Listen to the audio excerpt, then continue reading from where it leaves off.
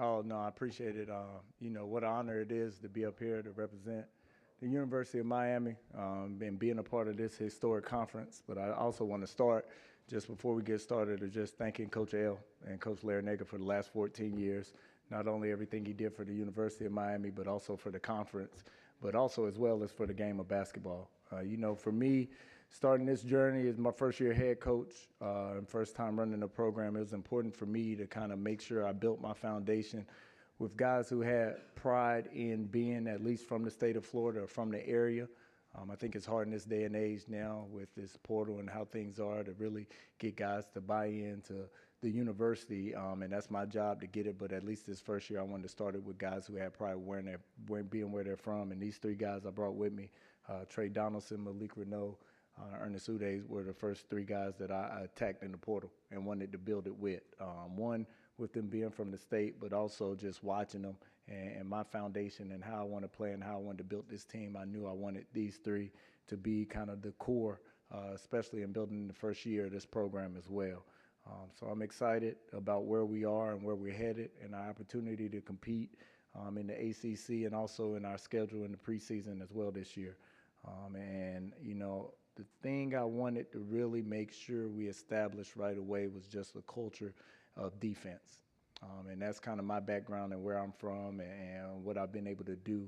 And so for me, I wanted to build it in that vision. And I think part of that is one, you got to have great positional size. And that's kind of also how I built the team.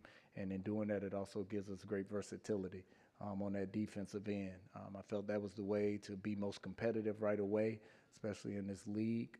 But moving forward in college basketball, I think it's a big part of it too. So I'm really excited where we are, where we're headed, but I'm excited where we can be once we get into conference play moving forward.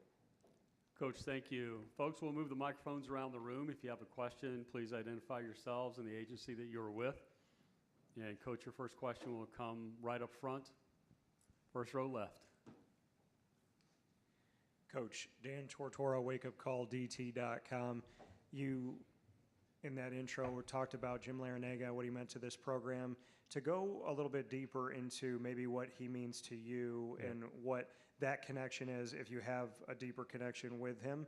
And then secondly, just what it means that Miami saw in you as a first-time head coach, that you were the right fit, just reflecting on the fact that this opportunity came with such a storied program. Yeah, so Coach L and my father have known each other for a really long time. When my dad was in college in the summers, they would go around and work at other schools' basketball camps. So he went and worked at Davidson, and every morning at 6 a.m., him and Coach L would get up and work out together, and they've had a bond and a friendship ever since then. And ever since I took the job, he was one of the first people to call me, congratulate me, and kind of talk me through it. And he was at practice yesterday. He has an open invitation. Like I've told him, this is really his program that he's built and took to new heights. So, for me, just having somebody who's sat in the chair and been very successful at the University of Miami with the basketball program has been important. And then, just for me, this is a great opportunity. I understand it is a big opportunity, but everything that I have been able and been blessed to do my time in coaching these last 12 years, one, starting with the great coaches that I've worked for, but I've been able to almost do every job within a program. I started as a GA.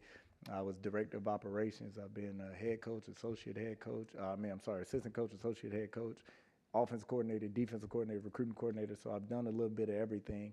And I think just being able to kind of going through the process, give them my vision of what I felt the job could be, and just building on the foundation that was already there and taking it into this new era, I think we kind of aligned in that. Coach, right side, third row. Katrina Sackins, Sports Culture Media. Coach, how are you? Good. How are you? Good. You talked about, hey, we're excited where we are, and we're excited as we head kind of into conference play. Yesterday, Commissioner Jim Phillips was talking about how excited he was for the vision for the ACC and where it can possibly be. What is your role in this? My role is to make us as competitive as possible and make sure that our schedule and our non-conference also coming into the conference where we're able to be as high of a net team and a quad team as possible and being competitive, where the ACC traditionally is one of the greatest basketball conferences there is. And we should be a conference moving forward that we should put at least 6 to 7 teams. And I think, It's so hard because it's a reset, right? So we've had all these great giants of coaches who were in the ACC who have retired in the last couple of years with Coach K and Coach Boeheim and Roy Williams, Coach Hamilton going on. So there was going to be a reset, and there was going to be a couple of years where it needed to kind of figure out what it was going to be. And I think with some of the new coaches in, with Coach Odom and Coach Wade and the success they've had so many places, that we're headed and moving towards the right direction of being the premier conference in basketball again. Coach, your last question. Up the center aisle, then to the left, fourth row. Brett Friedlander, Hoops HQ. You mentioned that it's Coach L's program, but with basically a blank slate on the roster, it's your roster. Yep. Is it almost an advantage to be able to pick and choose and build a team in your own kind of style and image rather than have to kind of build around a returning core? It's the biggest thing. It's a great question because it's the biggest thing in especially determining this first year. Yes and no. I guess the no part is you have to get 13 new players or 12 new players, where if you have a few that left over and a few that stay, it may be 6 or 7 new players that you have to get. But then the good part is it is in my vision of what I feel is comfortable with me and how I want to play and my coaching style. So, but also you have a week, maybe 2 weeks recruiting period when you're in the portal of trying to figure out, get guys on campus, get guys on Zoom, and figuring out who fits and who meshes. So I think the biggest part is once you get everybody, trying to create some type of connection and some type of just relationship throughout the summer, moving towards when you play your first game, I think is the hardest part. Coach, thank you. You and Trey can switch spots. Okay. Tre Donaldson will come up for a few minutes. If you would, please reintroduce yourselves and the media outlets that you are with. And we'll spend just a few minutes with each of our student athletes. So first question for Trey will come from where? Trey, we'll bring it from the podium right here. Your early experience within the ACC, how does it differ or how does it feel similar from the conference and the play where you just came from?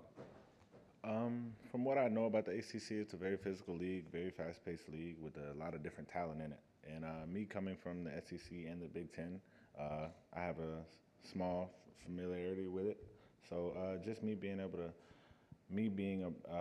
around the block a couple times, knowing how this college basketball can go, I feel like it gives me somewhat of an advantage. Your next question, center aisle, third row.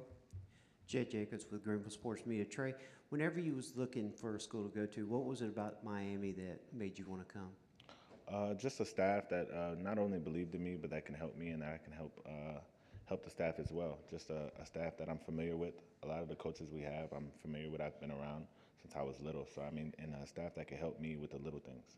They know I can play basketball, but just help me be a better man, be a better brother, son, whatever, and just bigger aspects of life. Trey, keep it on that side, front row to your left.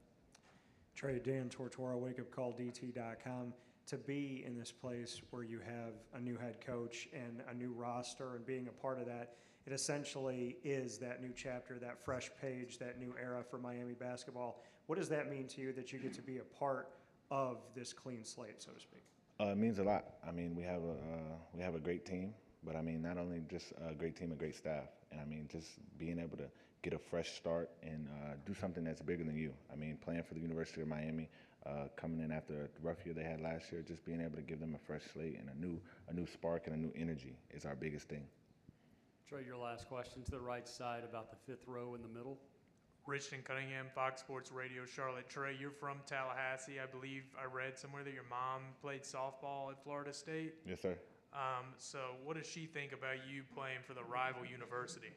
My mom's one of my biggest supporters, if not my biggest supporter, her and my dad. But my mom's going to support me no matter what. She was, when I got in the portal, she was obviously Florida State. But she understood that it was my decision and what was best for me and my future. So with me choosing Miami, she's all on board. She's going to wear Miami stuff. She won't be in no Florida State stuff. None. And that's on the record. Trey, you and Malik can switch spots. We'll spend a few minutes with Mr. Reneau. Once again, please name and the outlet you're with. And first question for Malik will come from where? Malik, here from the podium, we'll ask you the question. You spent 3 seasons, obviously, in a different conference with a different team. You had expectations for yourself there. don't think that your expectations are going to change for you, but what do you think your role is now that you're here at Miami? Just being an experienced guy, I think my role is to be the leader on the team, get guys where they need to go, and also have a chip on my shoulder when I'm on the court. I think the Big Ten, the way the style of play is super physical, slow pace, and every game is super important, especially going down the stretch of the conference play. And I think that's the same here in the ACC. I think every game is super important. Whether you're playing Duke, Wake Forest, no matter who it is, I think it's extremely important to go out there every single day and give it your all. Malik, given your height, if you want to push that microphone up a little bit, you can. Your next question, center aisle to the left. Jay Jacobs with Greenville Sports Media. What was it about Coach Lucas that made you want to come to Miami and play for him? Yeah, I mean, Coach Lucas been recruiting me for a while. Whether I didn't answer the phone or not, he's been recruiting me for a long time. And just the staff he brought with him, they have a vision for me to get me better every single day, put me in the right positions every single day, and put me in positions to become a leader on the team, to put guys in the right position, to do everything successful on the court. Malik, thank you. You and Ernest can switch spots now. Thank you. And we'll finish out our time with the Hurricanes. First question for Ernest as we scan the floor. Ernest, how would you describe the two teammates behind you right now? Man, my brothers. You know, everybody understands, you know, basketball's a great opportunity to, you know, do a lot of things in life. But I do understand that, you know, the ball's going to stop bouncing one day. And these two dudes I have behind me, I mean, coach included, you know, we're a family. The respect that we have amongst the four of us, man, it's unbelievable. And I can't think of a better situation to be in. Up the center aisle to the left. Brett Friedlander, Hoops HQ. With all the new guys coming in from all different directions, what are some of the things that you guys have done this summer and moving into the fall to kind of build that chemistry, to get to know each other and become what you, like you said, a family? Understand what we're here to do. You know, every single one of us, 1 through 14, you know, we all have a goal, dreams and aspirations for ourselves individually, but we all understand what this game asks of us. We understand why we play it, and that's to win at the highest level, compete at the highest level. And, you know, obviously the emphasis from the coach and coaching staff, but also from each other is, you know, we want to win. And the question now stands is, what do we do to win? You know, and obviously, you know, hanging our hats on the defensive end, you know, buying into the details and everything that's asked of us during practice. Because, again, each day is valuable, each practice is valuable, and, you know, we can't waste an opportunity. So understanding where we got to start from, and that being on the defensive end of the ball, and everything will take care of itself. Ernest, your last question is going to be front row to the left. Ernest, Stan Tortora, wakeupcalldt.com. You had the opportunity to see what the Big 12 was like in competition at TCU and Kansas. Just what you could say about what you took away from that experience and that level of competition to what you're excited about inside of the ACC. Physicality. You know, everybody understands what comes with the Big 12 and playing in the Big 12. You look at the teams, whether it be, you know, Kansas, Houston, all the teams that I've played against in that conference, the one thing that's always going to stand out is physicality. And everyone understands that basketball is a physical game, no matter where you're playing, no matter what level you're at. And just coming into this conference, you know, like I talked about, the defensive end is something that we got to hang our hats on. Obviously, you know, you could talk about executing sets and plays and being mentally responsive on the court. But at the end of the day, you know, another person with a different color is going to line up in front of you. You can't cower. You got to be physical. Show your physicality each and every day you're stepping out on the court. And don't get out tough. You know, that's the one thing. You got to show your toughness. You know, every night you're out there on the court, and, you know, tougher team wins, always.